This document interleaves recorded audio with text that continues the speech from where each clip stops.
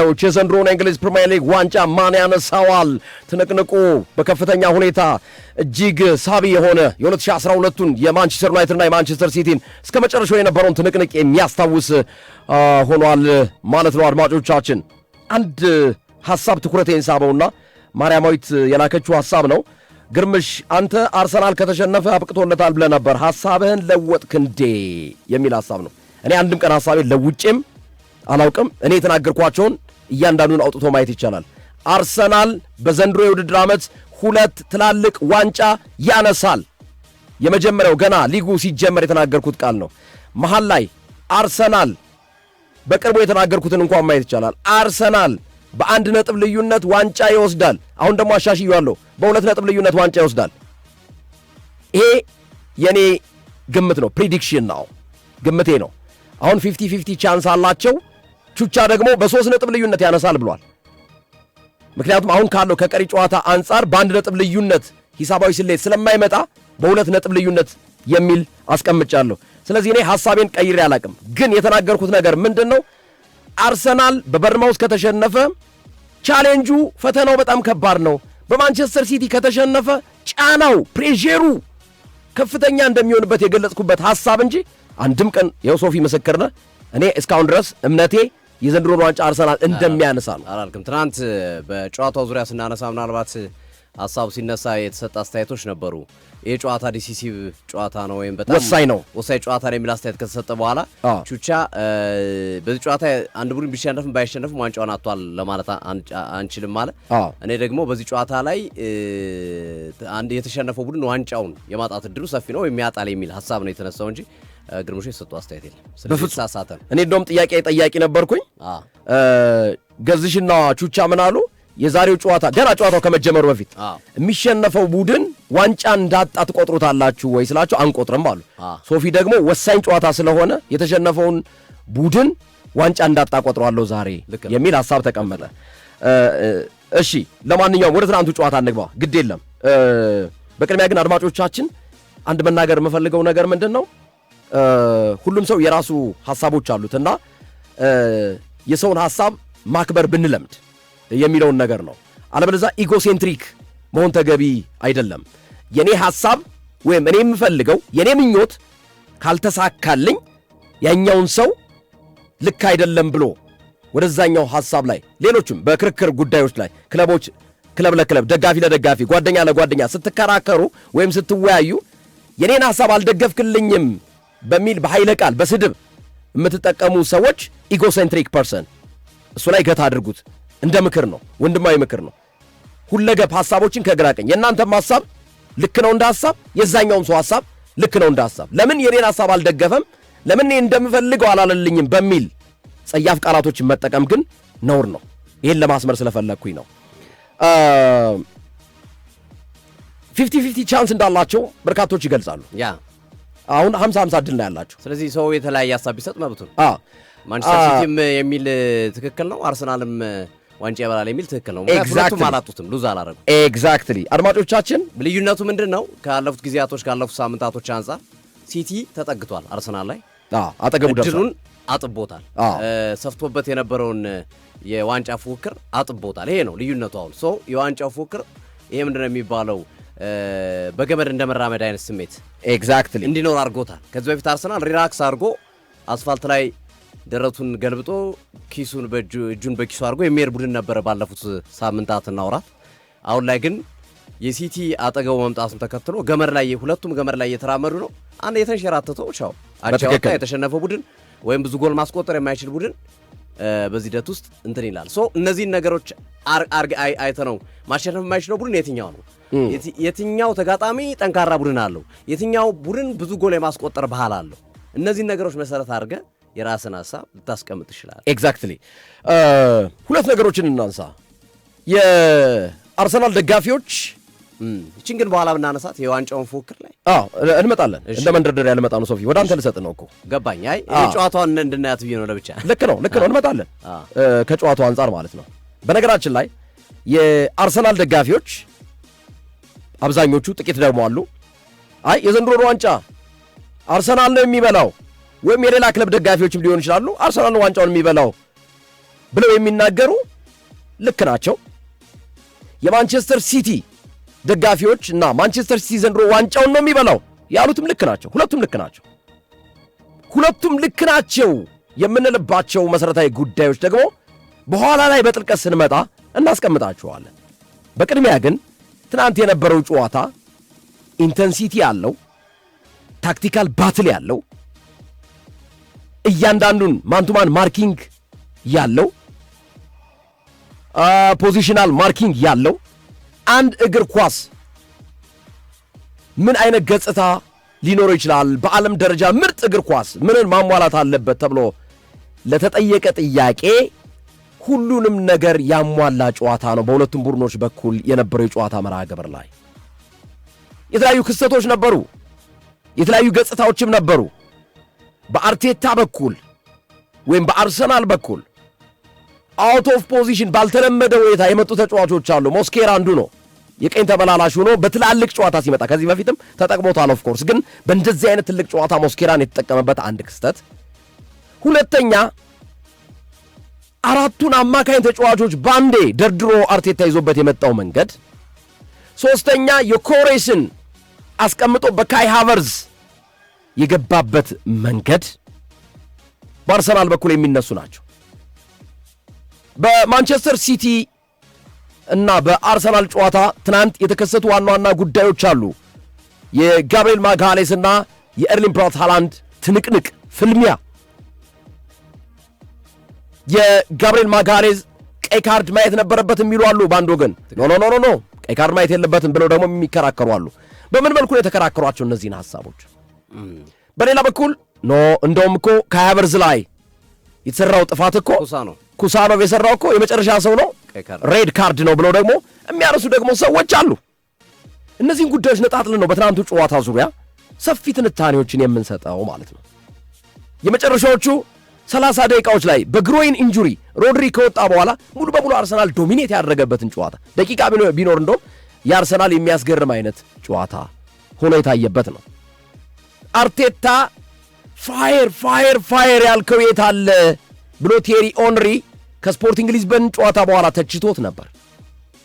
የትናንቱ ጨዋታ ትክክለኛውን ፋየር የሚባለው እንደዚህ አይነት ጨዋታ ነው የሚለውን ያሳየበት የአርቴታ ለካ አርሰናልም እንደዚህ መጫወት ይችላል የሚለው ነጥብ የተቀመጠበት ነው። አጠቃላይ ጨዋታውን እንዳሰው ሶፊዬ እያንዳንዱን ፕሌይ ባይ ፕሌይ ወይም ደግሞ ከመጀመሪያው ደቂቃ ጀምሮ ያሉ ክስተቶችን ትንቅንቆችን እንመልከታቸው። በዚህ ጨዋታ አርሰናል ከቀጠለስ ማንቸስተር ሲቲ ከቀጠለ የትኞቹ ክለቦች ሊያስጥሏቸው ይችላሉ የሚለውንም በኋላ እንመጣበታለን። አሁን ሞር ሲሪየስሊ ፎከስ የምናደርገው ጨዋታው ላይ ነው። ስለ ትናንቱ ጨዋታ የግርምያ አመሰግናለሁ በጣም። የትናንትናው ጨዋታ ለዓለም ሕዝብ የሚመጥን ፉክክር የተከናወነበት ጨዋታ ነው። ብዙ ጊዜ አይተ ከሆነ እንዲህ አይነት ወሳኝ ጨዋታዎች ሲከናወኑ በተለይ ከቡድኖች ያጫወት ዘይቤ ጋር በተያያዘ የተጠበቀውን ያህል ጨዋታዎች ሳይሆኑ እንመለከታቸዋለን። የፍጻሜ ጨዋታ ጠብቀን፣ የግማሽ ፍጻሜ ጨዋታ ጠብቀን፣ እንዲህ አይነት ወሳኝ ጨዋታዎችን ጠብቀን፣ ነገር ግን የተመለከትነው ዲዘርቭ የማያደርግ ደካማ እንቅስቃሴ ያየንባቸው ጨዋታዎች በዚህ ውድድር ዓመትም ባለፉት ጊዜያቶችም ተመልክተናል እና የትኛው የአካሄድ መንገድ የትኛው ያጫወት መንገድ ይህንን ጨዋታ ያሳድገዋል የሚለው በተደጋጋሚ ሐሳብ ሲሰጥበት የቆየ እንደነበረ ይታወሳል እና አርሰናል በሁለት የተከፈለ ሐሳብ ነበር ሲሰጥ የነበረው። እንደውም በአብዛኛው አርሰናል ሚካኤል አርቴታ አቻም ስለሚያዋጣው ዘግቶ ይገባል፣ ፈርቶ ይገባል የሚሉ ሐሳቦች ከቡድኑም ከዚህ ቀደም ከነበረው ያጫወት መንገድ አንጻር የተጠበቀው ያ ነበረ።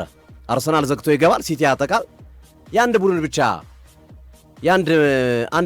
አንድ መንገድ ብቻ የሚታሰብ አንድ ቡድን ብቻ የሚያጠቃበት አንደኛው ቡድን ቁሞ የሚከላከልበት ነው የሚሉ ሐሳቦች በተደጋጋሚ ሲነሱ የቆየበት ሂደት ነበር። ይሁንና ትናንት አሰልጣኝ ሚካኤል አርቴታ በቡድናቸው ውስጥ ይዞት የመጡት ነገር ብዙዎችን ያስገረመ ነው። የኮሬሽን የሚያክል የውድድር ዓመቱን ብቻ ሳይሆን በሚካኤል አርቴታ ዘመን ኮከብ ጎል አግቢ ነው። በነገራችን ላይ በሚካኤል አርቴታ ዘመን በአንድ የውድድር ዓመት ብዙ ጎል ያስቆጠረው ቪክቶር ኮሬሽ ነው። ፒየር-ኤመሪክ ኦባሜያንግ ነበረ፣ በዚህ ባለፉት ጊዜያቶች ላካዜት ነበረ፣ ጋብሪኤል ጄሱስ አሁንም አለ ነበረ፣ ኢቭን ካይ ሃቨርዝ ነበረ አሁንም አለ።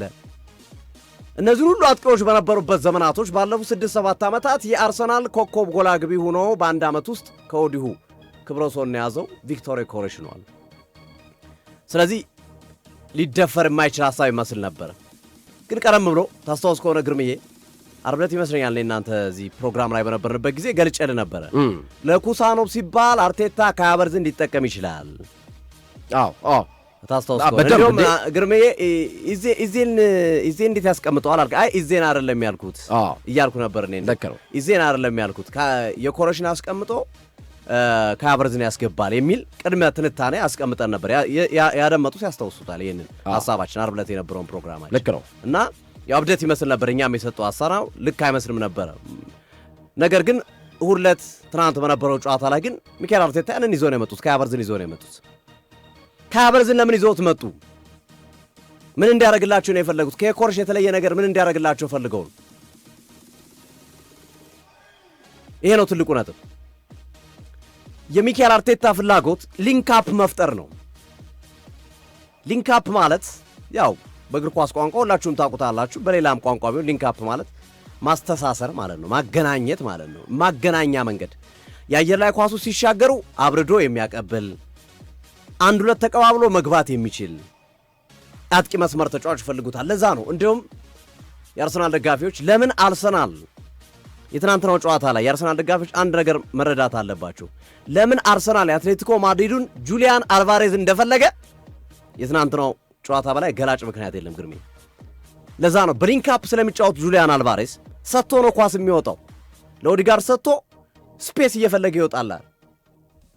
ከሀቨርትዝ ያን እንዲሰራ ነው የተፈለገው። እንደዚህ አይነት ባህሪ ስላለው ሰርቷልም በሚገባ የተሰጠውን ኃላፊነት አየር ላይ ይሻገሩ ኳሶችን ቀድሞ በመግጨት ለጓደኞቹ ያቀብል ነበረ። ሊንካፕ ፓሶችን ለምሳሌ ዶናሩማ ያዳነው ኳስ በሊንካፕ የተገኘ ኳስ ነው። አንድ ሁለት ተቀባብሎ ገብቶ ነው ከሀቨርትዝ ሞክሮት ዶናሩማ ያዳነው። ስለዚህ ያንን ለመጠቀም ነበር የፈለጉት።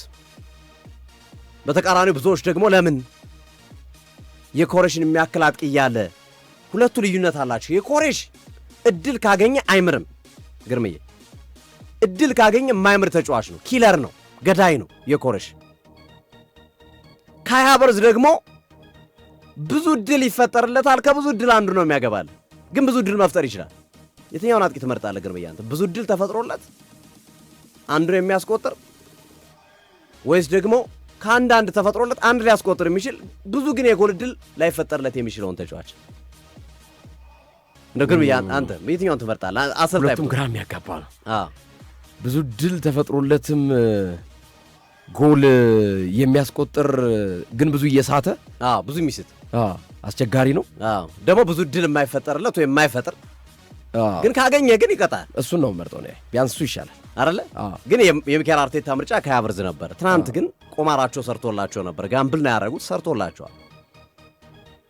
በትናንትናው ጨዋታ ላይ ሁለት ቁማሮችን ተጫውተዋል። አንደኛው ኦዲጋርድን 10 ቁጥር ላይ አጫውተው ኢዜን ወደ ግንፍ ያወጡበት ነው። ሌላኛው ቪክቶር ኮሬሽን አስወጥተው 9 ቁጥር ላይ ከሀቨርትዝን ያጫውቱበት አጫውት ነው። ኦዲጋርድ እንደተፈራው አይደለም። ኦዲጋርድ ከሚገባው በላይ ትናንት ተጫውቷል። የድሮ የ2022-23ቱን ኦዲጋርድ ትናንት ተመልክተነዋል። በጣም ባስገራሚ ሁኔታ ኢዜ ቦታው አልተመቸውም ነበረ፣ ግን ኳስ ባገኘ ቁጥር ግን እግሩ ስር ያምር ነበረ። የሚሞክራቸው ሙከራዎች፣ የሚያረጋቸው እንቅስቃሴዎችና መሰል ነገሮች በጣም በጣም በጣም አሪፍ ነበሩ። ለዛ ነው ጨዋታው ላይ ኢዜን ቀይሮ ሲያስወጣው ፓትሪክ ቬራ ኳስ ተንታኝ ነበረ። በጨዋታው ላይ ሲያብድ ነበረ።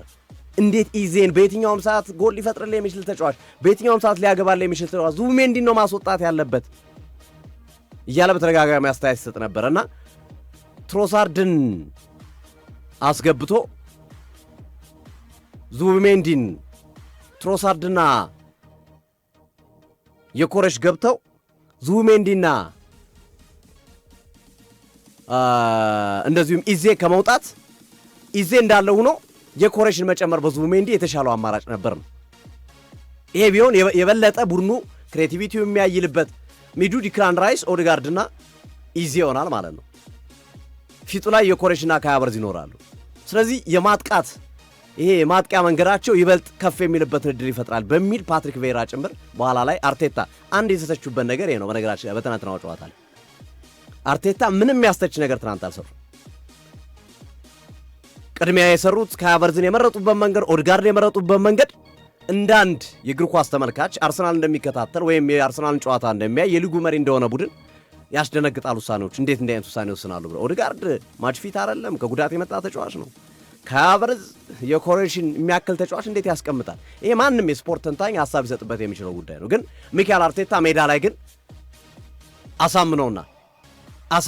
ሚካኤል አርቴታ ልክ ሲያጠፉ እንደምንተቻቸው ሲሰሩም ደግሞ ማድነቅ አለብን። የትናንትና አስተላለፋቸው የዓለምን ግምት በሙሉ የተንታኞችን ስፖርት ውስጥ እንመለከታለን የሚሉትን ሰዎች በሙሉ ከጥቅም ውጭ ያደረገ አስደናቂ አጫዋት ነው ይዘው የገቡት። ድንቅ ጨዋታ ነው ያሳዩ። በትናንትና የጨዋታ ሂደት ውስጥ ብቸኛው ሚካኤል አርቴታ ላይ የማነሳባቸው ነገሮች ከፓትሪክ ቬራ ጋር እኔ እስማማለሁ። ኢዜ መቆየን ነበረበት። ትሮሳርድ ባይገባ እመርጣለሁ። ኢዜ ቆይቶ ሚዱን ዲክላይን ራይስ ኢዜና ኦዴጋርድን አድርገው ከፊት የኮሬጅ ከሀቨርትዝና እንደዚሁም ጋብሪኤል ማርቲኔሊ ቢጫወቱ የተሻለ ይሆን ነበር። ሜቢ ደግሞ ከሀቨርትዝንም ቢያስወጡት መጨረሻ አካባቢ ሊጠቀሙ የሚችሉበት እድል ይኖራል ብዬ አስባለሁ። ሜቢ በጋብሪኤል ጄሱስ ማለት ነው። በጋብሪኤል ጄሱስ ኦኬ፣ እንደሱ ቢያደርጉት የተሻለ። ጋብሪኤል ጄሱስ ባለፈው ጨዋታ ላይ ከስፖርቲንግ ሊዝበን ጋር እንዳደረገው አቋም ላይ ካለ ተጫዋቹ ገብቶ ያሳየን ነገር ደስ የሚል ነው። ቢጨምሩት ጋብሪኤል ጄሱስን እንዲሁም እኔ ከትሮሳርድ ጄሱስ ቢጨመር የተሻለ ነገር መፍጠር የሚችልበት እድል ነበረ። ትሮሳርድ ያን የፈጠራቸው የጎል አጋጣሚዎች የሉም አሻግሮት ከሀቨርትዝ ገጭቶት የወጣው ኳስ ካልሆነ በስተቀር እና ትናንት አርቴታ ላይ ምንም የሚያስወቅስ ነገር አልነበረም። ምንም እቺ የኢዜ ጉዳይ ናት። እቺም ጥቃቅን ነገር ነች። ያን ያህል ሜጀር ኬዝ አይደለም። ፔፕ ጋርዲዮላ በተከታታይ 3 ጨዋታዎች ተቃራኒ ቡድኖችን ያሸነፉባቸው መንገዶች እጅግ አሳማኝ፣ አስገራሚ፣ ድንቅ ብቃት ያሳዩባቸው ጨዋታዎች ናቸው። አርሰናልን በሁለተኛው አጋማሽ 2 ጎል አስቆጥረው ካራባኦ ካፕ ያስወጡበት፣ ቼልሲን በፕሪሚየር ሊግ 3-0 ያሸነፉበት፣ ሊቨርፑልን በኤፍኤ ካፕ 4-0 ያሸነፉበት። አሜዚንግ በቃ የጋርዲዮላ ማንቸስተር ሲቲ ምን ያህል አስደናቂ ቡድን እንደሆነ የተመለከትንበት። ትናንት ሚካኤል አርቴታ ያንን ገጥቷል። አርሰናል ከፈጠራቸው የጎል ዕድሎችና ማንቸስተር ሲቲ ከፈጠራቸው የጎል ዕድሎች የተሻለው የአርሰናል ነበር።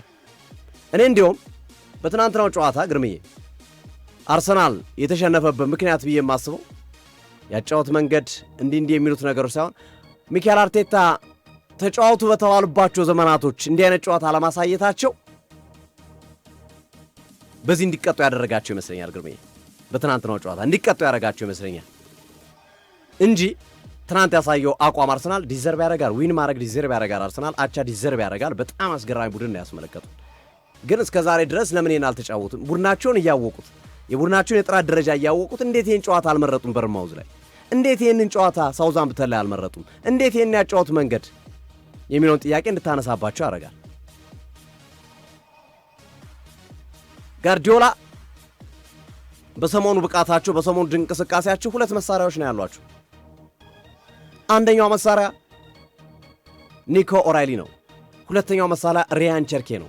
ሲቲን ሪያን ቸርኬና ኒኮ ኦራይሊን ካቆምክበት የጎል ማግኛ መንገዱ ታደርቅበታል። አርሰናል ገብቶታል። ሶስተኛ ነው ሊጨምር ሮድሪ ስርጭት ላይ በጣም አሪፍ ነው። የኳስ ስርጭት ላይ ሶፊ ግን ይሄ በቃ ፋይናል የምትረውን አውትፑት መስጠት የሚችሉ ተጫዋቾች ናቸው። በትክክል ግን ሮድሪ ከወጣና ከመውጣቱ በፊት የነበረውን ማንቸስተር ሲቲ ትናንት ተመልከት። አርሰናል እኮ ከሮድሪ በመውጣት በኋላ ሙሉ በሙሉ ጨምቆ ነበር እኮ። ምንም ጥያቄ የለውም ግርምዬ፣ ምንም ጥያቄ አስማማኛል። እሱ ሮድሪ ምርጥ ተጫዋች ነው። እኔ አሁን ፋይናል አውትፑት ከመስጠት አቋያ እንጂ አውትፑቱ ላይ እነዚህን 2 ተጫዋች ኮንትሮል ማድረግ ከቻልክ የሲቲን ቢያንስ 70-80% የማጥቃት እንቅስቃሴ 100% መቆጣጠር አችልም። 2 ተጫዋች በማቆም ብቻ ልክ ነው። ግን አብዛኛው ሶፊያቶ ከሆነ ሮድሪ ከወጣ በኋላ እነዚህ የማንቸስተር ሲቲ የማጥቃት ኃይል ያላቸው ሚናዎች ኳስ ስለማይደርሳቸው ኳስ ለማግኘት ወደኋላ መሰብሰብ ጀመሩ። በዛ ሰዓት ላይ አርሰናል ጫና ፈጠረ። ኢቭን ሃይላይን ሁሉ መጫወት ጀምሮ ነበርኩ የመጨረሻዎቹ ደቂቃዎች ላይ። ምንም ጥያቄ የለውም። ይሄ የአርሰናል ያጫወት መንገድ ትናንት ነው ቀደም ብሎ ቢሆን እንዲቆጭ የሚያደርግ ነው ለአርሰናል ደጋፊዎች። የሚያስቆጭ አይነት ያጫወት መንገድ ነው የተመለከተው። ስለዚህ አርሰናል ሚካኤል አርቴታም 2ቱን ነገር ነው ያደረጉት፣ 3ቱን ነገር ነው ያደረጉት። ግርምሽ የጨመር ከሆነም ልጨምርና ኦራይሊን በማዱኬ ፈርስታ፣ ሁለተኛው አጋማሽ ላይ በጋብሪኤል ማርቲኔሊ ኦራይሊ የገባበት ገብቶ አብሮ እንዲመጣ ማዱኬን አዘውታል። ማርቲኔሊ ሁለተኛው አጋማሽ ከገባ በኋላ ኦራይሊ የገባበት ገብቶ እንዲጫወት አዘውታል። ዲክላን ራይስ ሰከንድ ሃፍ ለምን እንደዛ እንዳደረጉ አልገባኝም። ፈርስት ሃፍ ላይ ግን ዲክላን ራይስ የት ነበር የነበረው? ግርሜ ስታነሳው ነበር አንተ በተደጋጋሚ። ዲክላን ራይስ እኮ የነበረው እኮ ሮድሪ ያለበት ቦታ ላይ ነበር እኮ 10 ቁጥር ላይ እኮ ነበረ ዲክላን ራይስ ሲጫወት የነበረው። ሮድሪ ኳስ እንዳይመሰርት ሲያደርገው የነበረው እኮ ዲክላን ራይስ ነው። ሰከንድ ሃፍ ላይ ግን ተቃራኒ ነው በድሮ ቦታው ነው ሲጫወት የነበረው ራይስ ነው የተመለከተው። ልክ ነው። ራያን ቸርኬን ኢዜ እና ኢንካፔ በእያንዳንዱ ሙቭመንቱ ኳስ እንዳያገኝ ኳስ እንዲጠማ ከዛም ሲከላከሉ በአስደናቂ ሁኔታ ሲከላከሉት የነበረበት ሂደት ነበረ። ተመልከት ግርምዬ፣ አንድ ስተት እኮ ናት ዋጋ ያስከፈለችው አርሰናል። አንድ ስተት ማርቲኔሊ ኳሱን ዶናሮማ በእጁ ይዞ ለማርጌይ አጠገቡ ላለው ይሰጣል ብሎ ፕረስ ለማድረግ ሲሄድ ከጀርባው እሱ መያዝ የነበረበት ተጫዋች ኒኮ ኦራይሊ ሩጦ መሃል ሜዳው ላይ ሄደበት። ዶናሮማ በፍጥነት ኳሱን ወረወረው፣ ይዘውት ገቡ። ከዛ በኋላ ዙቢሜንዲ ላስተሰራ ማርክ አድርጎ ተጫዋቹ እንደመቆየት በቁጥር የአርሰናል ተጫዋቾች ይበልጣሉ። ስለዚህ በቁጥር ከበለጥክ ማርክ ነው ማድረግ ያለብህ። ያዝከውን ተጫዋች ማርክ ማድረግ ሲገባው ለቀቀው። ዙቢሜንዲ ለቆት ለመሸፈን መጣ። ቺፕ ተደርጎ ኳሱ ሄደ፣ አሻማው። ሮድሪ ያመለጠው፣ ሃላንድ አገባው። በቃ ይችን አስተቱ አርሰናል። ከዛ ውጭ ሲቲ የሞከረው የሚያስፈራ ሙከራ ምን ነበር? በሁለተኛው አጋማሽ ለአርሰናል የሚያስጨንቅ የሚያስፈራ ሙከራ ምንም የለም። ምንም ይሄን እዚህ ግባ የምትለው ዴቪድ ራያ ያዳ ነው ወይም ተከላካዮቹ ተፈትነው ያወጡት ምን አይነት ኳስ የለም። በተቃራኒው አርሰናልስ የጎሉን አግዳሚ ገጭቶ የወጣው ኳስ የጋብሪኤል ማጋሌሽ በተመሳሳይ ጎሉን ቋሚ የገጨው የሁለቱም ቋሚ ነው የገጨው። የዚህም የጋብሪኤል ማጋሌሽን ቀኝና ግራው የካይ ሃቨርትዝ አግዳሚውን ታኮ የጎሉን አግዳሚ ታኮ የወጣው ኳስ በጣም የሚያስቆጩ ኳሶች በአርሰናል በኩል ተመልክተናል። ሞሬ ክሬቲቪቲው ደረጃ ላቅ ያለ የተሻለ የማጥቃት እንቅስቃሴ በማሳየት ረገድ አርሰናል የተሻለበት ጨዋታ ነበር ብለን ማንሳት እንችላለን። የሲቲ ጥንካሬ ይታወቃል። ጥንካሬውን ግን ለሴኮንድ ማርቲኔሊ መቆጣጠር አቅቶት የሲቲ ዋነኛ ጥንካሬ ሆኖ ነው የግብ ምንጭ። በነገራችን ላይ አርሰናል 2-0 ሲያሸንፍ ሁለቱንም ጎል እሱ ነው ያስቆጠረው። ቼልሲን ሰከንድ ሃፍ ላይ ሲያፈራርሱት የእሱ እንቅስቃሴ ነው። ሊቨርፑልና 4-0 ሲያሸንፈው ኦራይሊ ነው በዚህ እንቅስቃሴ ላይ ወይ ኦራይሊ ራያን ቸርኬን ነው የምትመለከተው። ለሰከንድ አይንህን የምታነሳባቸው ተጫዋቾች አይደሉም እነዚህ ተጫዋቾች። ስለዚህ አርሰናል በጥቃቅን ችግሮች ዋጋ የከፈለበት ነው። ኢቭን የራያን ቸርኬ ጓስ ግርም የአርሰናል ተከላካዮች ቸርኬን ፈርቶታል ፔናልቲ እንዳይሰጥ ብለው። ሌላ ተጫዋች ቢሆን እንደዚህ እንደ እንቁላል ይፈሩታል ብዬ አላስብም። ራያን ቸርኬን 2-3ቱን ሲያጋድማቸው አርሰናል ተከላካዮች እንዲህ ነገር አይመቻቸውም። አንደኛው መጥቶ ወይ በአካሉ ሸፍኗል ወይ የሆነ ነገር ያደርገዋል። ግን ፔናልቲ እንዳይሰጥ ሲሉ በፍራቻ ስሜት ነበሩ። ኢቭን ጋብሪኤል ማጋሌሽም ቸርኬን ለማቆም የሞከሩ ሸርኮ አገባባቸው። በዚህ አጋጣሚ ቸርኬ በጣም የሚያስደንቅ ነው።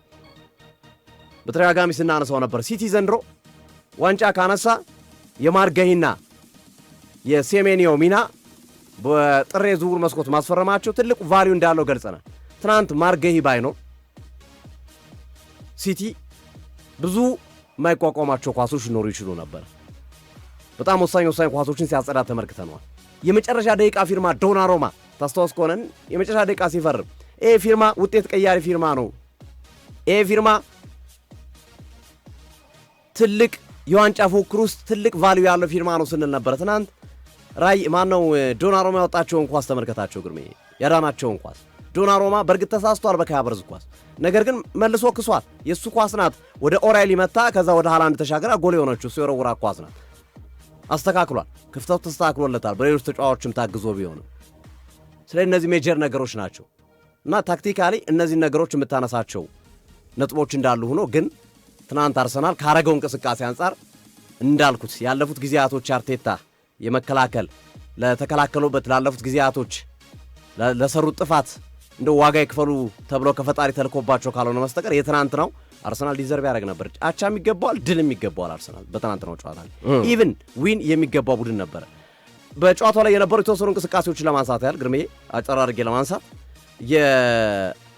የካቨርዝ እና የኩሳኖ ግንኙነት ጥያቄ የሚያስነሳ ነው። እሱ ፔሮ ኢንካፔ በግራ መስመር አቅጣጫ ኳስ ገፍቶ ይዞ ገብቶ ግልጽ ጥፋት ሰርቶበት ዳኛው በዝምታ ያለፉት ሌላው ጥያቄ የሚያስነሳ ጉዳይ ሆኖ እንመለከተዋለን። ግን ጥቃቅን ናቸው። ያን ያህል በጣም በቃ ይሄ የዳኛው ስህተት በጣም የዳኛማ በድሎታል አርሰናልን የሚያስብል አይደለም። ያን ያህል በዛ ጥያቄ ደረጃ የምታነሰው አይደለም። ምክንያቱም ዳኛው ነው ጥቃቅን ስህተቶች አሉ። ሲቲ ላይም የሰራቸው ስህተቶች አሉ። ዳኛው ግን እነዚህ ነገሮች ይነሳሉ። ሜጀር ሊግን በትናንትናው ጨዋታ ላይ እኔ ደጋግሜ ምስሉን ተመልክቼዋለሁ። አርሰናል እድለኛ ነው። ትናንት ጋብርኤል ማጋሌሽ ቀይ ካርድ አለማየቱ በጣም እድለኛ ነው። በኋላ ላይም ኤርሊንግ ብራውት ሃላንድ ተናግሯል። እኔ እንደሱ መጥፎ ሰው ብሆን እንደሱ ትግል እንደሱ አይነት ክፋት ብፈልግ ኑሮ እንደመታኝ ወድቄ ቀይ ያሰጠው ነበረ፣ ግን አላስፈላጊ ጥቅም ስላልፈለኩ ነው የቆምኩት ነው ሃላንድ። አላስፈላጊ ጥቅም ስላልፈለኩ፣ ምክንያቱም የመታኝ ምት ቀላል ስለሆነ የሚጥል ስላልሆነ፣ የሚጥል ቢሆን ወርቅ ነበር፣ የሚጥል ስላልሆነ ለምን መውደቅ ያስፈልጋል ብዬ ግን ምስሉን ደጋግሜ ተመለከቱ። ግን የመጀመሪያ ግንባር ለግንባር ተገናኙ፣ ወርዶ የሚገጨው ወደ አፍንጫው ጋብርኤል ማጋሌሽ።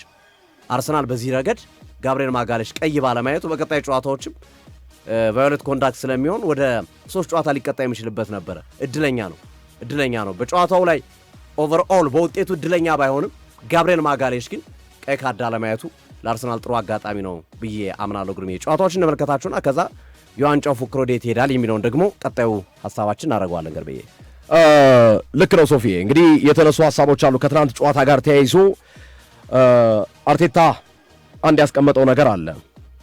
ጥያቄ ሁሉ ተጠይቆ ነበርና ተጫዋቾችን ማነቃቃት እንዴት ነህ የሚል ጥያቄ ሁሉ ተጠይቆ ነበር ከጨዋታው በኋላ እና ይህን ጉዳይ በተመለከተ እንደዚህ አይነት ነገር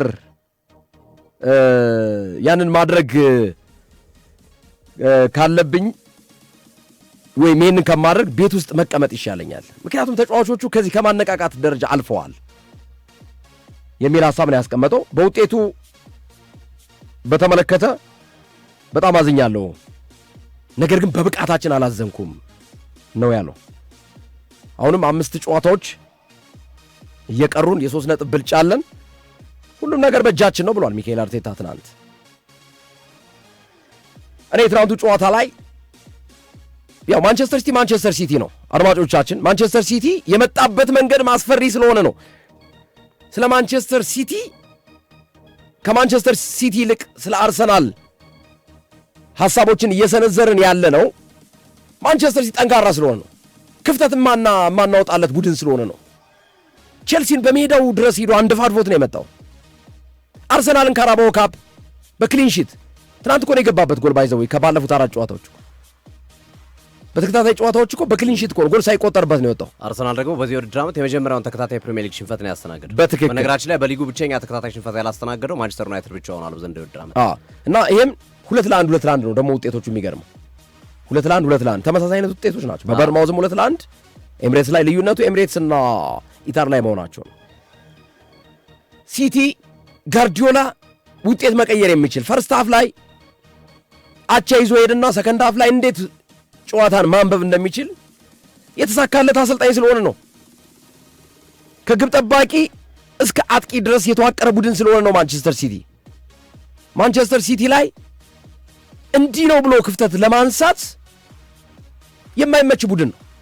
ትናንት እንኳን አይተህ ከሆነ ሶፊ ተጫዋቾች ማርክ እንዳይደረጉ ምን አይነት የፖዚሽናል ልውውጥ እንደሚያደርጉ እንኳን መመልከት ይቻላል። ዶኩ እንኳን መጥቶ ኦቨርላፕ አድርጎ ከቸርኬ ጋር ሲጫወትበት የነበረበትን ሂደት አይተናል። ኦራይሊን ግራ ላይ ስትጠብቀው ከፊት ላይ ሲቆም ታየዋል። ስለዚህ ማንቸስተር ሲቲ ጠንካራ ቡድን፣ በተለይ በቅርብ ጊዜያቶች የመጣው ቡድን ከነ ማርክ ጌይና ከነ ሴሜኒዮ መፈረም በኋላ የመጣው ጠንካራ ስለሆነ ማንቸስተር ሲቲ ላይ እንዲህ ነው ብሎ ክፍተትን ለማንሳት የማይመች ቡድን ነው፣ ጥንካሬው ጎልቶ ስለሚታይ ማለት ነው። አርሰናል ግን ዛሬ አለ ስትለው ነገ የለም። አይ በቀጣዩ ጨዋታ በድል ያጠናቅቃል እንዴ ሜዳው እኮ ኤምሬትስ ነው ተጋጣሚው በርማውዝ ነው ብለህ ግምትህን ስትሰጥ ፉርሹ ነው ታገኘዋለህ። አርሰናል ክፍተት ስለሚበዛበት ነው። ነገር ግን ትናንት የነበረው አርሰናል ግን በውድድር ዓመቱ ካሳየና አቋም ፍጹም የተለየውን አርሰናል ነው ትናንት ያየነው። በጣም የሚገርም ነው። ካይ ሃቨርዝ መጀመሪያ ላይ መግባት የለበትም የኮሬጅ ለምን አላስቀደመውም ብለን እንኳን የተናገርነውን ሐሳብ ፉርሽ ያደረገ ነው። ካይ ሃቨርዝ ትናንት በጣም የሚገርም ብቃት ነው ያሳየው። እስኪ የትኛውን ተጫዋች እስኪ እንደው እከሌ ነው ደካማ እንኳን ብሎ ለመናገር ያላቸውን ነው የሰጡት ሁሉም ተጫዋቾች። አርቴታ ትናንት እንዲህ ነው ብሎ አፍን ሞልቶ አንድ ሰው ሊተቸው የሚችልበት አንድም ምክንያት የለም። ምናልባት ሶፊ ያነሳት ሚጢጥ የሆነች ወይም አነስተኛ የሆነች ክፍተት ካልሆነች በስተቀር ማለት ነው። ኢብሪች ኢዜ ቢቆይ የምትለው ሐሳብ ካልሆነች በስተቀር ማለት ነው። ትሮሳርድም ገብቶ ጥሩ ስራ ሰርቷል። ለካይ ሃቨርትዝ ክሮስ ያደረገው እኮ ትሮሳርድ ነው። ካይ ሃቨርትዝ በግንባር ገጭቶ በመጨረሻው ሰዓት ለጥቂት የወጣው ኳስ እኮ የትሮሳርድ አሲስት ነበርኩ ቢቆጠር ኖሮ ማለት ነው። ካይ ሃቨርትዝ ሊያስቆጥረው የነበረውን ኳስ አድማጮች አስታውሱት። ዶናሩማ ፊቱን መጥቶ የተመለሰው ኳስ እንደገና እነ ትሮሳርድ እና ማርቲኔሊ ለማስቆጠር ከተከላካዮች ጋር ግብግብ የነበረበት ሂደት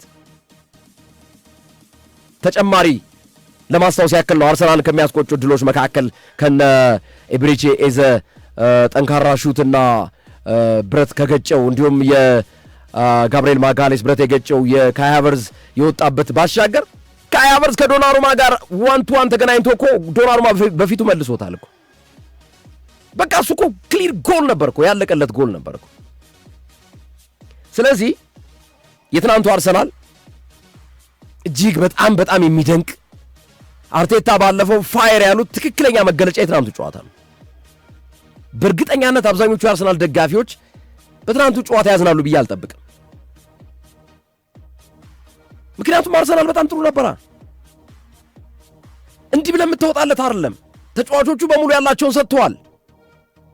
አርቴታ እንዳሰልጣኝ ማድረግ ያለበትን አድርጓል። ያውም ባልተጠበቀ አጨዋወት ስልት መጥቶ የብዙዎቹን ግምት ፉርሽ ያደረገ እንቅስቃሴ አድርጓል። ስለዚህ ትናንት አርሰናል አንዱ ማንሳት የሚቻለው ነገር እድለኛ ያልነበረ ክለብ ነው። በትናንቱ ጨዋታ አንዳንዴ እድል የምታጣባቸው ክስተቶች አሉ። ትናንት አርሰናል እድለኛ አልነበረም። የኢብሪች ኢዜ ሹት ዶናሩማን አልፎታል። ዶናሩማ እጁን ሰንዝሮ ነበር አልፎታል፣ ግን ብረት ነው የመለሰው። ማንቸስተር ሲቲ በነገራችን ላይ ታችሁት ከሆነ ፈርስት ሃፍ ነው የተሻለው አጋጣሚዎች ብረት የገጨበት አጋጣሚና ራያ ዙሮ ኳሷን ያዛት ፈርስት ሃፍ ላይ የነበረ ክስተት ነው። ሰከንድ ሃፍ ላይ ግን የአርሰናል በጣም ይበልጣል። ሙከሮች ለጎል የቀረቡ በጣም ቅርብ ነበሩ። ብረት ዶናሩማ የመጨረሻዎቹን 7 ደቂቃዎች አስታውሱ። አርሰናል ጨምቆ ነው። ማንቸስተር ሲቲ በዛ ደረጃ አፈግፍጎ ያውቃል? የለማ ሮድሪ በግሮይን ኢንጁሪ ወጥቷል። በነገራችን ላይ ግሮይን ኢንጁሪ 3 አይነት ግሮይን ኢንጁሪዎች አሉ። ዝቅተኛ ወይም መካከለኛና ከፍተኛ የሚባሉ ማለት ነው። ከፍተኛው እስከ 6 ወር ከሜዳ ያርቃል። ዝቅተኛው ደግሞ ከ7 እስከ 14 ቀን ያርቃል። እንደገና መካከለኛው ደግሞ ከ3 እስከ 6 ሳምንት ያርቃል። መካከለኛው ሳምንታቶች ነው። ከፍተኛው ግን እስከ 6 ወር ያርቃል። እና የትናንቱ የሮድሪ ከሁለቱ መካከል አንዱ ላይ ይወድቃል። ወይ ዝቅተኛው ላይ ያርፋል ወይ መካከለኛው ላይ። ከፍተኛ አይደለም ባይዘው ግሮይ ነው ሁለቱ ላይ ማለት ነው። ግን ተወደደም ተጠላም እስካሁን መግለጫ ሲቲ ያልሰጠም በሮድሪ ዙሪያ። ሮድሪ 2 ጨዋታዎች ሊያርፉት ይችላሉ። ከነገ ወዲያ ምሽት ከበርንሌይ ጋር ይጫወታሉ ተርፍ ሞር ላይ። እንደገና ደግሞ በኤፍኤ ካፕ ከሳውዛምፕተን ጋር ጨዋታቸውን የሚያደርጉ ይሆናሉ። አርሰናል ከኒውካስል ጋር ሲጫወት እንደገና ኤክስትራ ተጨማሪ አንድ ጨዋታ ደግሞ ይጫወታል አርሰናል ማለት ነው። ስለዚህ ትናንት በነበረው ቡድን የአርሰናል ደጋፊዎች መቆጨት የለባችሁም። በትናንቱ እንቅስቃሴ በጣም የሚገርም ቡድን ነው የተገነባው የትናንቱ ግን ችግሩ አርሰናል በእንደዚህ አይነት እንቅስቃሴ እስከ ዛሬ ድረስ መጫወት ያልቻለው ለምንድን ነው ነጥቦችን የጣላቸው? የነ በርንማውዝ ሽንፈት ከወልቭዝ ጋር ነጥብ የጣለው አስቶን ቪላ ጋር ሽንፈትን ያስተናገደበት በኋላ ላይ በሰፊ ጎል ኡናይ ኤምሪንና ቡድኑን ያፈራረሰበትን ጨዋታ ብንመለከትም ግን አሁን የጣላቸው ውጤቶች ያስቆጫሉ አርሰናል ቤት ውስጥ። ለዛ ነው ብዙዎችም ትናንት የተቆጩት በትናንቱ ጨዋታ አይደለም። በትናንቱ ጨዋታ ብዙ አጨብጭበውለታል እኮ ለአርቴታና ለቡድኑ እዛው ደጋፊዎች እኮ ከፍተኛ የሆነ ጭብጨባ። ይሄን ነው የምንፈልገው፣ እንደዚህ አይነት አጨዋወት ነው። እንደዚህ ከተጫወታችሁና ቀሪ ጨዋታዎችን ካሸነፋችሁ ቢያንስ እንኳን እስከ መጨረሻው ተናንቀን ወይ ዋንጫውን እንወስዳለን፣ ብናጣውም ደግሞ በጎል ዲፈረንስ ሊሆን ይችላል የሚል ሐሳብ ነው አጨብጭበው አርቴታን ባጫወቱ ተጫዋቾቹን በሰጡት ያለ የሌለ ኃይላቸውን ባወጡት ሂደት ውስጥ ሙገሳና አድናቆት የተቸራቸው ማለት ነው። ስለዚህ የትናንቱ ጨዋታ ኦፍኮርስ ማንቸስተር ሲቲ አርሰናል አንገት ስር ትኩስ ትንፋሽ እየተነፈሰ ነው፣ ምንም ጥያቄ የለውም። ተጠግቷል። አዎ የሰፊ የጎል ልዩነት የነበረውን ነጥብ አጥቦታል። ይሄ ደግሞ የፔፕ ጋርዲዮላና የልጆቹ ብቃት ነው። ጥንካሬያቸውን አለማድነቅ ንፉግነት ነው። ማንቸስተር ሲቲ በጣም የሚገርም ቡድን ነው። ማንም አልጠበቀም በዚህ ደረጃ እንደዚህ ይቀርባል ብሎ ከነበራቸው የነጥብ ልዩነት አንጻር 9 ነጥብ ልዩነት ባሉበት ሰዓት አስታውሱ፣ እንደዚህ ይጠጋል ብሎ ማንም ያሰበ የለም። አርሰናል የትናንቱን ጨዋታ በርማውዝ ላይ ደግሞት ቢሆን ኖሮ በርማውዝ ላይ ተጫውቶት ቢሆን ኖሮ አስባችሁታል? በርማውዝ ላይ ምን ያህል ጎል ሊያስቆጥር እንደሚችል ቢያንስ አቻ ይዞ ይወጣ ነበር። ቢያንስ ያን አለማድረጉ ነው ብዙዎችን ያስቆጫቸው። ያን የምኛ አርቴታን ስንተቸው የነበረው እንዲህ አይነት ጨዋታዎችን አለመጠቀሙ ነው። የዋንጫ ድል ማን ይኖረዋል? ከቀጣይ ጨዋታዎች አንጻር አብረን እንገምግመው። ሶፊዬ ቀጣዩን 6 ጨዋታ አለው ማንቸስተር ሲቲ። አርሰናል 5 ጨዋታዎች አሉት። ተጋጣሚዎቻቸው